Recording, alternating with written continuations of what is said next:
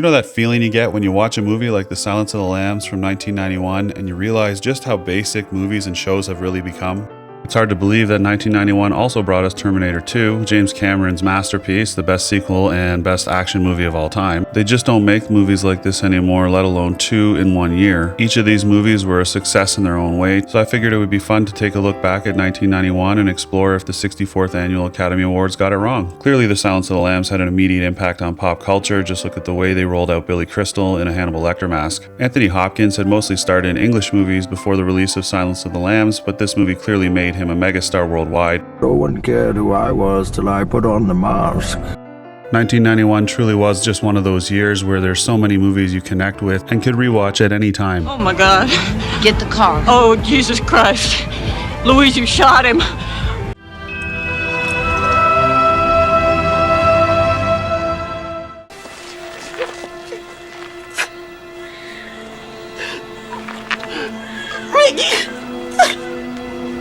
In 2025, 10 movies were nominated for Best Picture. In 1991, 5. Beauty and the Beast, Bugsy, JFK, The Prince of Tides, and The Silence of the Lambs. How dare they not nominate Boys in the Hood, Thelma and Louise, and of course the best movie of 1991, Terminator 2. What? What the hell are you talking about? What? There are of course only 2 movies from 1991 that are truly masterpieces. The kind that get you Halloween costumes, theme cakes, and some of the most memorable and entertaining quotes in movie history. Now he places the lotion in the basket. Put the fucking lotion in the basket! Chill out, dickwad. I ate his liver with some fava beans and a nice Chianti. Dipshit. Put your leg down. Did you call moi a dipshit? If I'm going to be honest with myself, I have to admit that The Silence of the Lambs is a chilling psychological thriller that elevated horror into prestige cinema and gave us one of movies' best villains of all time. But with all due respect to Silence of the Lambs fans, I refuse to accept that Hannibal Lecter truly is the greatest villain of 1991, because another villain was formed. In the land of Terminator, in the fires of LA, the Dark Lord James Cameron forged in secret a master villain to control all others. A villain who can shapeshift, regenerate, and is relentless. And who out there wouldn't think that Robert Patrick's performance was super intense and unforgettable?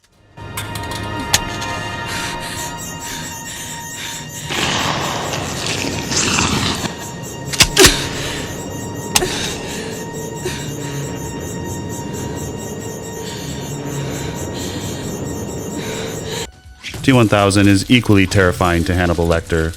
Damn, you alright? Terminator 2 revolutionized visual effects and redefined the blockbuster action film. T2 just looks so damn good. You can see every penny of the $100 million budget. It almost looks as good as movies made today with modern technology.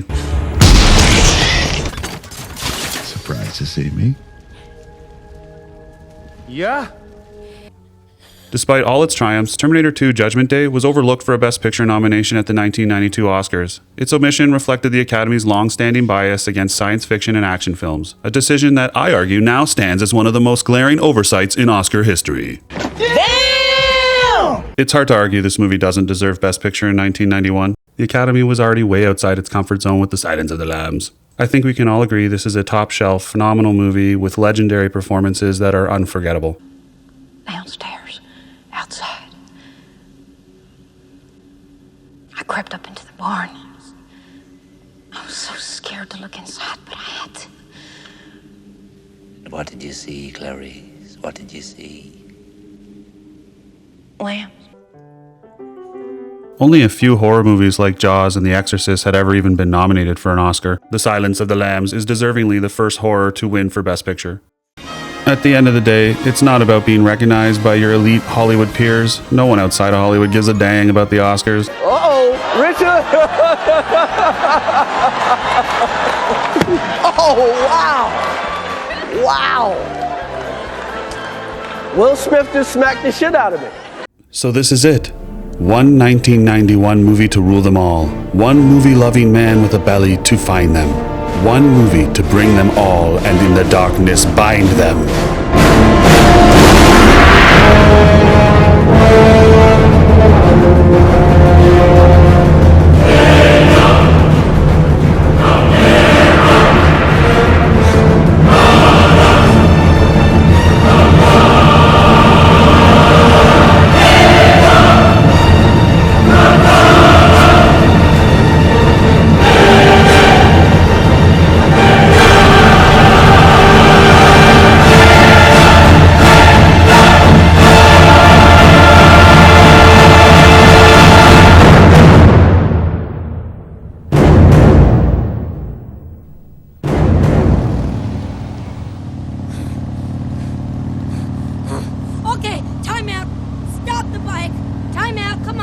bike!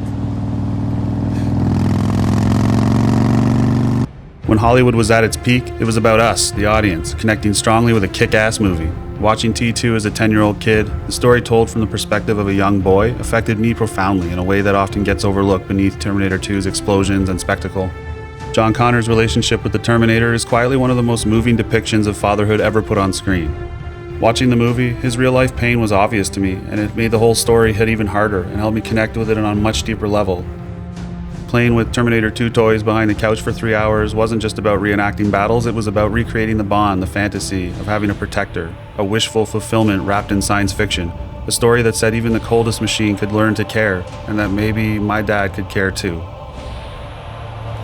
I order you not to go! I order you not to go!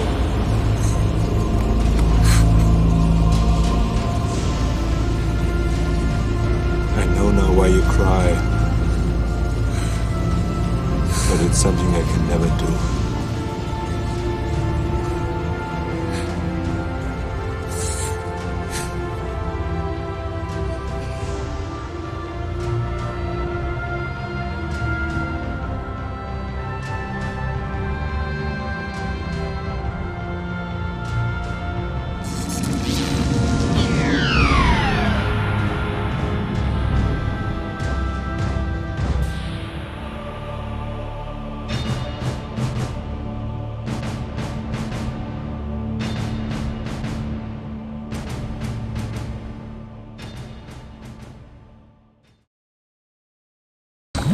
Call to John.